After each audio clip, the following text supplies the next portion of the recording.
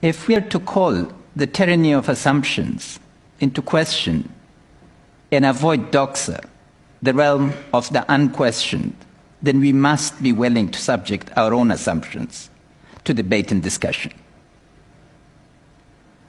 It is in this spirit that I join into a discussion of one of the critical issues of our time, namely how to mobilize different forms of capital for the project of state building. To put the assumptions very clearly, capitalism after 150 years has become acceptable, and so has democracy. If we looked in the world of 1945 and looked at the map of capitalist economies and democratic polities, they were the rare exception, not the norm. The question now, however, is both about which form of capitalism and which type of democratic participation. But we must acknowledge that this moment has brought about a rare consensus of assumptions, and that provides the ground for a type of action, because consensus of each moment allows us to act, and it is necessary, no matter how fragile or how provisional our consensus, to be able to move forward. But the majority of the world neither benefit from capitalism nor from democratic systems. Most of the globe experiences the state as repressive, as an organization that is concerned about denial of rights, about denial of justice, rather than provision of it. And in terms of experience of capitalism, there are two aspects that the rest of the globe experiences. First, extractive industry. Blood diamonds, smuggled emeralds, timber that is cut right from under the poorest. Second is technical assistance. And technical assistance might shock you, but it's the worst form of today, of the ugly face of the developed world to the developing countries. Tens of billions of dollars are supposedly spent on building capacity with people who are paid up to $1,500 a day, who are incapable of thinking creatively or organically. Next assumption, and of course the events of July 7, I express my deep sympathy, and before that September 11, have reminded us we do not live in three different worlds. We live in one world. But that's easily said, but we are not dealing with the implications of the one world that we are living in. And that is that if we want to have one world, this one world cannot be based on huge pockets of exclusion and then inclusion for some. We must now finally come to think about the premises of a truly global world in relationship to the regime of rights and responsibilities and accountabilities that are truly global in scope. Otherwise, we will be missing this open moment in history where we have a consensus on both the form of politics and the form of economics. What is one of these organizations to pick? We have three critical terms: economy, civil society, and the state. I will not deal with those first two, except to say that uncritical transfer of assumptions from one context to another can only make for disaster. Economics taught in most of the elite universities are practically useless in my context. My country is dominated by drug economy and a mafia. Textbook economics does not work in my context, and I have very few recommendations from anybody as to how to put together a legal economy. The poverty of our knowledge must become the first basis of moving forward, and not imposition of the framework that works on the basis of mathematical modeling, for which I have enormous respect. My colleagues at Johns Hopkins were among the best. Second, instead of debating endlessly about what is the structure of the state, why don't we simplify? and say what are a series of functions that the state in the 21st century must perform. Claire Lockhart and I are writing a book on this. We hope to share that much widely. And third is that we could actually construct an index to measure comparatively how well these functions that we would agree on are being performed in different places. So what are these functions? We propose 10. And it's legitimate monopoly of means of violence, administrative control, management of public finances, investment in human capital, provision of citizenship rights, provision of infrastructure, management of the tangible and intangible assets of the state through regulation, creation of the market, international agreements including public borrowing, and then most importantly, rule of law. I won't elaborate. I hope the questions will give me an opportunity. This is a feasible goal, basically because contrary to widespread assumption, I would argue that we know how to do this. Who would have imagined that Germany would be either united or democratic today, if you looked at it from the perspective of Oxford of 1943? But people at Oxford prepared for a democratic Germany and engaged in planning. And there are lots of other examples. Now, in order to do this, and this brings this group, we have to rethink the notion of capital. Capital, the least important form of capital in this project is financial capital, money. Money is not capital in most of the developing countries. It's just cash, because it lacks the institutional, organizational, managerial forms to turn it into capital. And what is required is combination of physical capital, institutional capital, human capital, and security, of course, is critical. But so is information. Now, the issue that should concern us here, and that's the challenge that I would like to pose to this group, is, again, it takes 16 years in your countries to produce somebody with a BS degree. It takes 20 years to produce somebody with a PhD. The first challenge is to rethink fundamentally the issue of the time. Do we need to repeat the modalities that we have inherited? Our educational systems are inherited from the 19th century.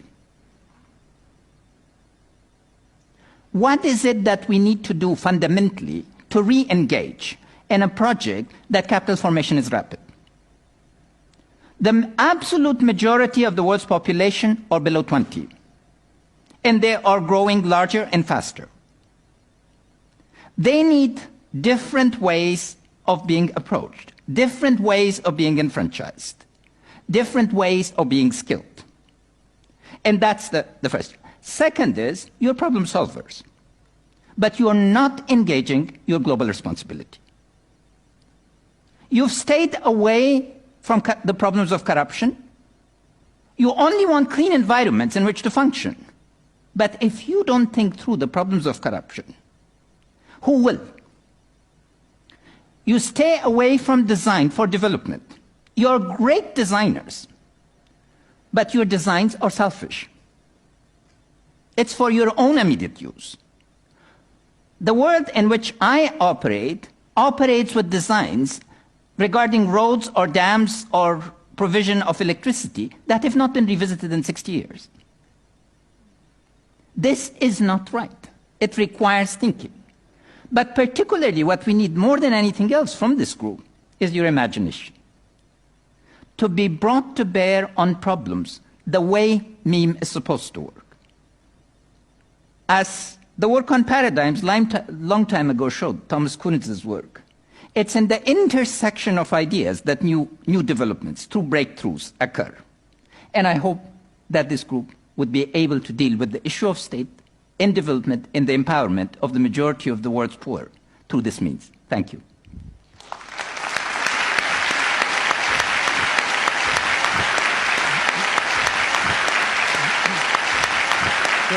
So, اشرف, until recently you were the finance minister of Afghanistan, country right at the middle of much of the world's agenda. Is the country going to make it? Will democracy flourish? What scares you most? What scares me most is is you, lack of your engagement.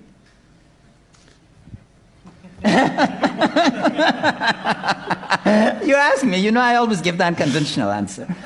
No, but seriously, the issue of Afghanistan first has to be seen as at least a 10 to 20 year perspective. Today, the world of globalization is on speed. Time has been compressed, and space does not exist for most people. But in my world, you know, when I went back to Afghanistan after 23 years, space had expanded. Every conceivable form of infrastructure had broken down. A road traveled between two cities that used to take 3 hours, now took 12. So the first is, when the scale is that, we need to recognize that just at the simple things that are infrastructure, it takes 6 years to deliver infrastructure in our world, any meaningful sort of thing. But the modality of attention, or what is happening today, what's happening tomorrow. Second is, when a country has been subjected to one of the most immense, brutal forms of exercise of power. We had the Red Army for 10 continuous years, 110,000 strong, literally terrorizing the sky. Every Afghan sees the sky as a source of fear. We're bombed, practically out of existence. Then tens of thousands of people were trained in terrorism from all sides. The United States, Great Britain joined, for instance, Egyptian intelligence service to train thousands of people in resistance in urban terrorism. How to turn a bicycle into an instrument of terror. How to turn a donkey, a cart horse, anything.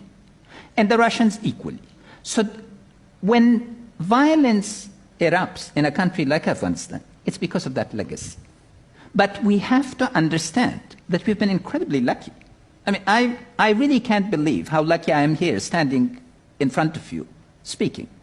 When I joined as finance minister, I thought that the chances of my living more than 3 years would not be more than 5%. Those were the risks. They were worth it. I think we can make it, and the reason we can make it is because of the people. You see, because, I mean, I'll give you one statistic. 91% of the men in Afghanistan, 86% of the women, listen to at least 3 radio stations a day. In terms of their discourse, in terms of their sophistication of knowledge of the world, I think that I would dare say they're much more sophisticated than rural Americans with college degrees. And the bulk of Europeans. Because the world matters to them. And what is their predominant concern? Abandonment. Afghans have become deeply internationalist. You know, when I went back in December of 2001, I had absolutely no desire to work with the Afghan government because I had lived as a nationalist. And I thought, you know, my people, my Americans here, et cetera, et cetera. Yes, I have an advisory position with the UN. I went through 10 Afghan provinces very rapidly, and everybody was telling me it was a different world. You know, they engage, they see engagement, global engagement as absolutely a necessity to the future of the ordinary people. And the thing that the ordinary Afghan is most concerned with is Claire Lockhart is here. So I'll recite a discussion she had with a illiterate woman in northern Afghanistan. And that woman said she didn't care whether she had food on her table. What she worried about was whether there was a plan for the future where her children could really have a different life. That gives me hope. How is Afghanistan going to provide alternative income to the many people who making their living off the drugs trade? Certainly. Well, the first is, instead of sending $1 billion on drug eradication and paying it to a couple of security companies, they should give this $100 billion to 50 of the most critically innovative companies in the world to ask them to create 1 million jobs. The key to the drug eradication is job. Look, there's a very little known fact. Countries that have a legal average income per capita of $1,000 don't produce drugs. Second, textile. Trade is the key, not aid. The US and Europe should give a 0% tariff. The textile industry is incredibly mobile.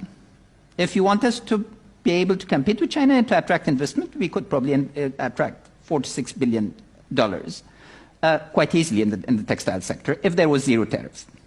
Would create the type of job. Cotton does not compete with opium. A T-shirt does.